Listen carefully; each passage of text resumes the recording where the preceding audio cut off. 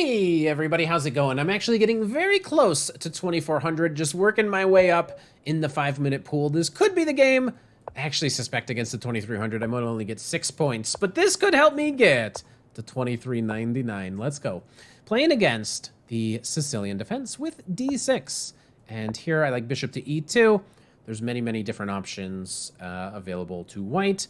And I like this, though, because there's a very interesting line if the opponent decides to play knight to c6. This could lead to the Basman-Palatnik double pawn gambit. Let's see if my opponent is willing to enter into these treacherous waters that I think are very interesting. And even though you're sacrificing a lot of pawns, this is actually, I think, a very reasonable gambit for white to play. Definitely, if you're familiar with the channel, this is not the most dubious thing that we've ever done. So please, take my pawn. I play d5. You have to go here in order to get out of this jam. Now I play knight to c3, inviting you to take this knight and then move this knight to safety. If you take the pawn right away, bishop to d2 wins a piece. So let's see what they do. Usually you see knight to e5. Occasionally people go back to b8. But we'll see how the opponent wants to handle this one. I'm going to be taking this. And, oh, it takes back with the pawn right away. I love when they take and then take with the queen and they try to win all of my pawns. Here, you just castle. With an idea of playing rook to b1, immediately threatening some bishop to b5, which opponent seems to welcome and invite. So I go here, and I'm pretty sure I'm just winning if they allow this. I mean, this move looks really strong right off the rip without too much calculation. There might be queen d8, but then maybe bishop a3. I don't know. So let's go with this.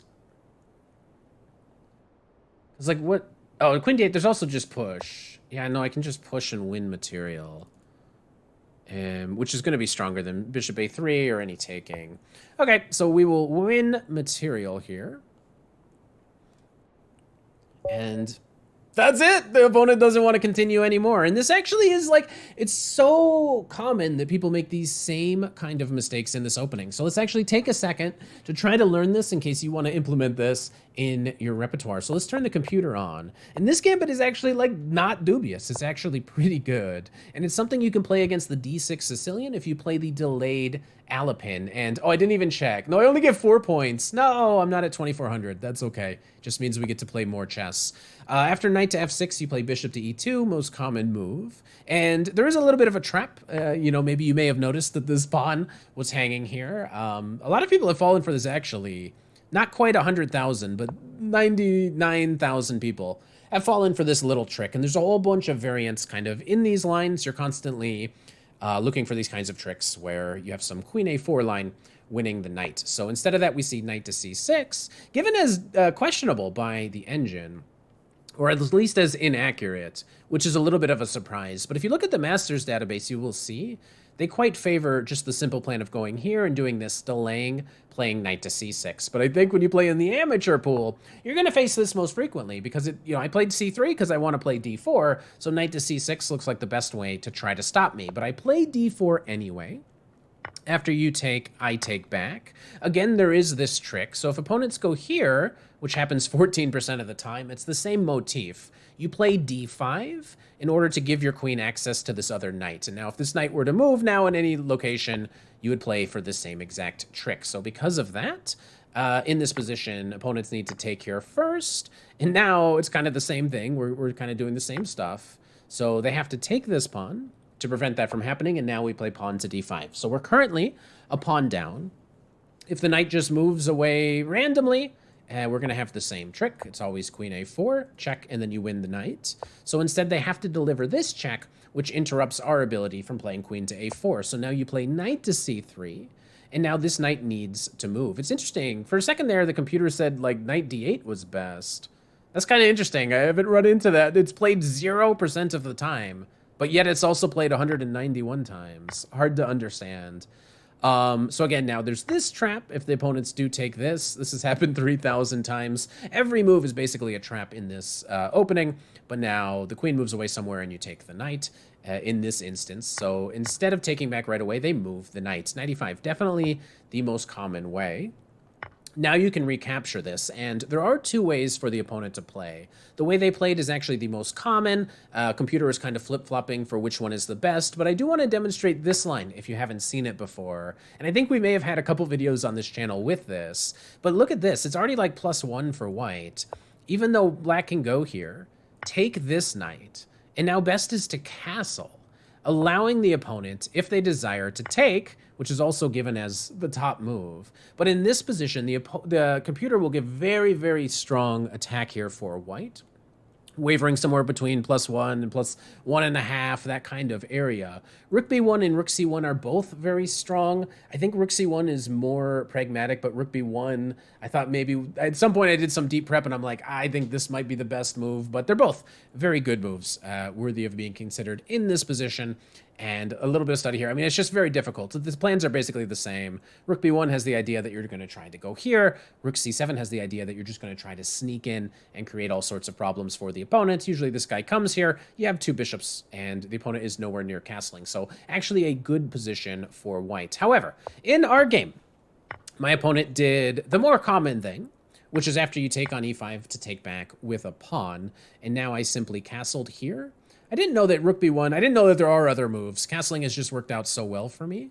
There might be some other options available to white, but I go here because I'd be very happy if the opponent wants to take here and allow me to do this trick. So this pawn is not hanging because of this trick, and the idea is that if you ever come here and your king ever gets exposed, you're always going to be under a tremendous threat.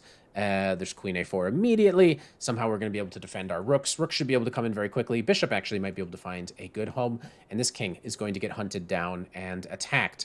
So because of that, this pawn is immune. And after g6, which is the most common move, but perhaps a little bit of a mistake, sometimes I run into other things. It's hard. I rarely see e6, which is given actually as top choice by the engine, but you just proceed as normal, rook b1 with the same threats, and black often has to play these kinds of moves in order to just stay alive. But g6 is most common because it looks very difficult to play e6, but going over here leads to a couple different problems. One is we go here, we're threatening to play this, and now my opponent did just allow it, which is weird, but I guess it's actually the most common way, so maybe it's not that weird. a6 I seem to face more commonly, preventing me from playing my idea, but then you set up to be able to play for basically the same kind of trick. I think you can do like any waiting move, essentially, and the opponent will go here, and then you play d6. And I have had so many positions where people go here, and this isn't the most accurate play at all by either side, but it's still this d7 idea. This has won me many, many games in this kind of position, just the idea that you're going to push this pawn and trap the bishop, which is what happened in our game. Even if rook d8, opposing your queen, you take, rook is more accurate. Rook is funnier. And somehow more accurate than making a queen. So you make a rook to pin this rook. I don't know. It's actually not the most accurate, especially over the board. Over the board, you would have a second queen on the side, like behind the clock. But you wouldn't have a third rook. So if you wanted to do this in an over-the-board game, you'd have to pause, get the arbiter, request a white rook. And maybe in that time, maybe your opponent would resign. I'm not entirely sure. But they can't take your queen because of the pin, so you win a lot of material. So that's pretty cool. But what happened in our game is actually pretty exemplary of what I think happens in quite a lot of games. I gave this check, which is actually wrong. No way. I should have just continued with d6. Oh, this is like, everybody makes this mistake, though. That's kind of weird. 92% of people play this in accuracy. So it's just missing this opportunity. Normally, that's the idea. The idea is you play bishop to b5. But here it's inaccurate because I guess this is just simply much stronger. If castles, we do the same thing, presumably. We play pawn to d7. So I missed a chance. I went with this, allowing king to f8. And now I just pushed with d6. And the reason that this doesn't quite work is the opponent can take, which looks super scary. Because after I take, they have to go here. The queen is defending the back rank. So there's nothing there yet. But man, most people play bishop to c4. But what else? I'm trying to see what could even possibly happen. We could try to sneak in, but I guess there's nothing. I guess this bishop just comes out. Or even bishop to f8, and there's no real threats on the back rank. I mean, this looks so good for white, because the opponent's all pinned in, but I don't know. Somehow the king is just going to untangle this? No way. But wow, okay. I mean, so it's some sort of missed inaccuracy. But after this, my opponent made the real mistake of bringing the queen all the way back. Taking actually is the strongest. This was strong enough to get my opponent to resign, because here I'm going to be winning material under the normal circumstances. But takes is also very strong. With bishop a3 here. Ah, because in this situation, if you take, your king hasn't made it all the way over to g8, so this would actually be a back rank mate. So yeah, very strong idea that also, if you spotted this one, congratulations. And if you made it to the end of the video, please make sure you hit that subscribe button, and I'll see you guys for the next video.